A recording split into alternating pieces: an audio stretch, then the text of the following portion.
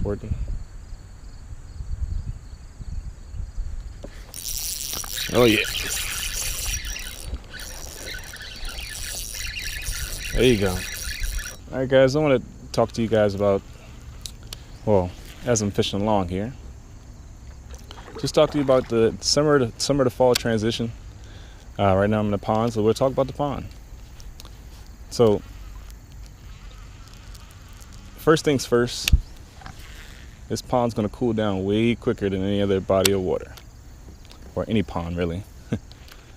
Ponds are going to cool down faster, period. So that's one thing you want to definitely note. So first things first, how do you determine when you're in the summer to fall transition? Well, one way to start seeing it, you guys, nights started to get a lot cooler than normal. I'm talking about into the 60s, high 60s kind of thing, maybe in low 70s. And your days are only maxing out in the 80s. And you might get a high 70s here and there, but that's when you start to realize that it's summer to fall transition. When those temperatures start to drop, water temperature starts to get lower. Like right now, this pond is in 72-degree water temperature. But that's one of the first key signs. Second key sign. So you're at a pond. Like I said, it's my example for now, and I'll probably do a different video for you guys who are out on boats. Because I think my river system right now is still in the low 80s. So still pretty warm temperature. But so another key that you want to look out for is exactly what just happened. I caught a fish up pretty shallow. It's about like maybe I don't know, 4 yards, 5 yards off the bank.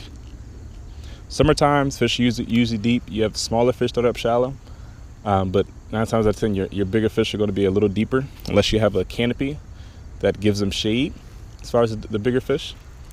But otherwise, you don't normally catch them up shallow as far as the bigger quality fish. So I'm not saying the fish I just caught was a bigger quality, but it's a sign as far as these fish are moved up pretty shallow. Like I said, literally about 4 or 5 yards off that bank. So how do you fish this summer to fall transition in a pond?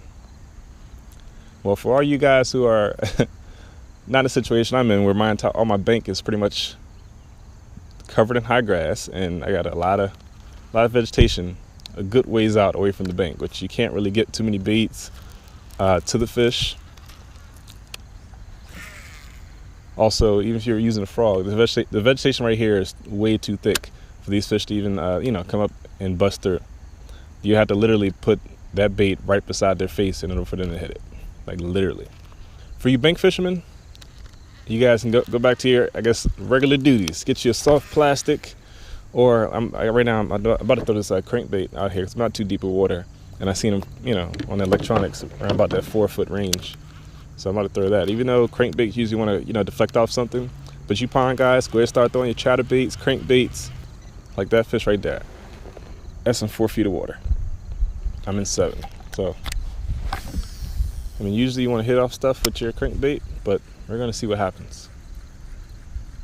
That's one of the main things you do want to do is cover water. Even if you're on the bank, man, 3 or 4 casts, as you're walking, keep it moving. Or if you fan cast, definitely fan cast the area, go all the way across, fan cast all the way back, move to the next area. These fish, when they're going to eat, they're going to eat, man, period. You got to find an active feeding fish so you guys have a good time. And right now, I'm chunking and winding right now. And I just want to see if anyone's active feeding right now as far as like want to chase. Maybe in a little bit I'll start with a yo-yo technique. And that's one of the techniques you can start using in the fall too. Give it a good chunk out there. Yo-yo technique, just kind of pull your rod, sweep your rod, let the bait scurry through the water, it'll pause. Same thing, so I'm sorry, let me sweep the rod, let it stop. Sweep the rod, let it stop as you're reeling up slack. And sometimes that can cause a reaction bite. For these fish who are, they're tracking the bait. But they didn't get a good look at it. As soon as that pause happens, they'll crush it right there in that pause. Like I said, guys, this time of year, this summer to fall transition, whether you're out on a big body of water or in a pond, you definitely want to move, man. Keep moving. These fish, They're gonna find where they're comfortable at. They're gonna find places to stop on, as far as overhang tree limbs, things like that. Not all the time to be stacked up, because you got fish on different missions, different goals. So that's why it's important to cover water, keep it moving. So you want to definitely get a fast bait, like a crankbait, lipless crankbait, something like that.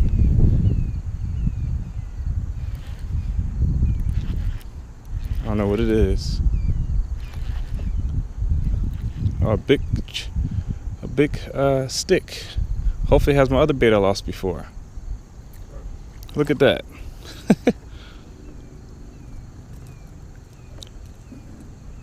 So something like this underwater is what they could stop on, if your bait doesn't get hung up in it like mine. That could have been a little brush pile that someone placed out here. And that's all it takes. You take a good amount of this, take it on a little John boat, stick it out here. That's your own little spot. The bass can hold on. But like I said, man, work quickly, cover a lot of water, and you'll end up catching them, guaranteed. But definitely, if you're out early in the morning, work your top water. Top water's not hitting it, go ahead and move to that moving bait. And worst case scenario, man, when in doubt, bring the wacky rig out. Which I'm about to do. As you guys see, I've been moving, covering water. Stick and move. Summer to fall transition is just like that. Stick and move, man. Find out what the fish want.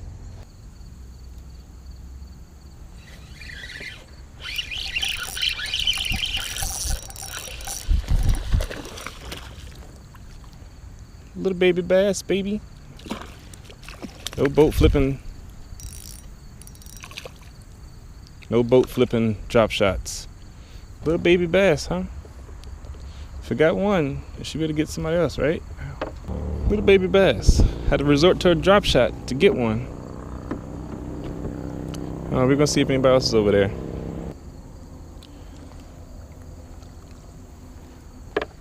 I just lifted up and he was on it.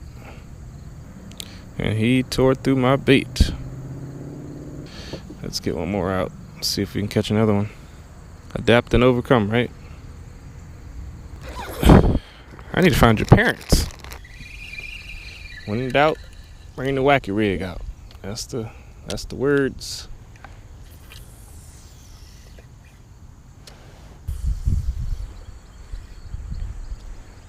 It's always important.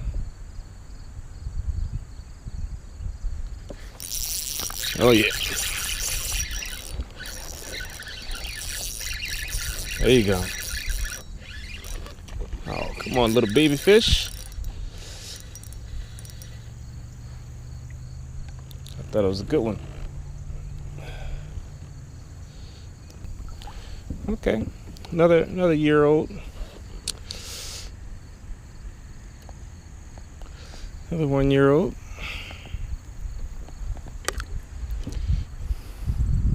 He's been eating a little better. She's not a pound yet. Nothing in his mouth. But not bad. Maybe I can get a big one to bite. They're very healthy, man. Stout, bro. Stout. Hey, man, it's always fun to catch them, man. I can't complain.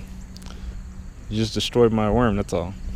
Only thing I can complain about. All right, little buddy.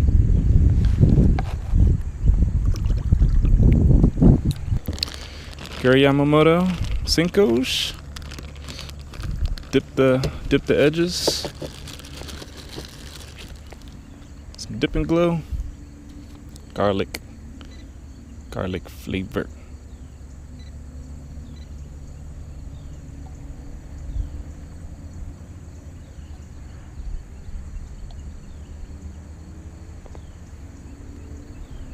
No, but what I'm doing here with the drop shot, literally just a couple hops, let it float, reel up my slack, couple hops, let it float, reel up my slack. That's all I really been doing with the drop shot here. I got a Gary Yamamoto Cinco, 6-inch.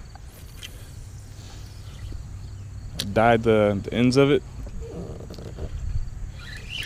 Got another one. Oh, it came off. Came off. How? Not sure. Let's go back in there. Because they usually wait.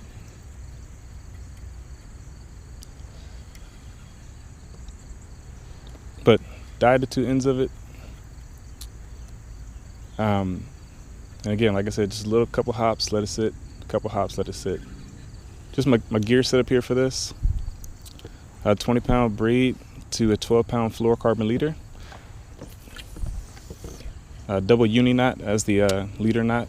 A lot of people don't tell me what their leader knot is, but I thought I'd just let you guys know. But 7-foot medium action rod. Oh, there we go. 6.2 to 1. Yeah, 6.2 to 1. Lose reel. Dang it. I had another one. Just got away from me.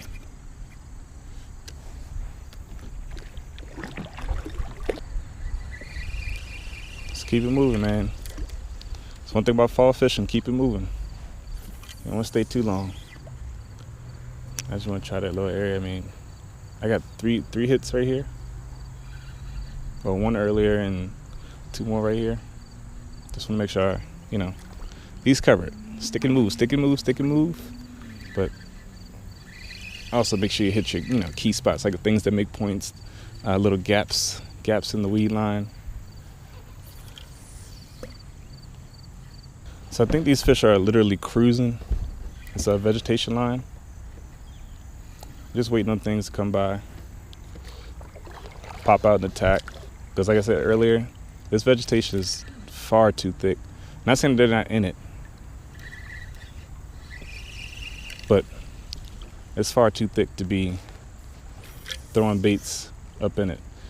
I understand you got the whole flipping aspect of things. I'm sorry, punching.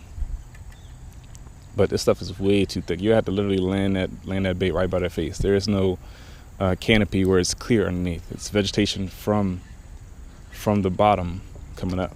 Very, very thick. So I'm just kind of working the edge of this. I am done. Time to get back home to the family. Thank you guys for watching. I do appreciate it. If you guys like this video, give it a thumbs up. Subscribe to the channel if you haven't. Man, I greatly appreciate all the support. Can't thank you guys enough. I'll continue to keep pushing out content even through the winter. Got a lot of ideas coming up. You guys definitely stay tuned for that.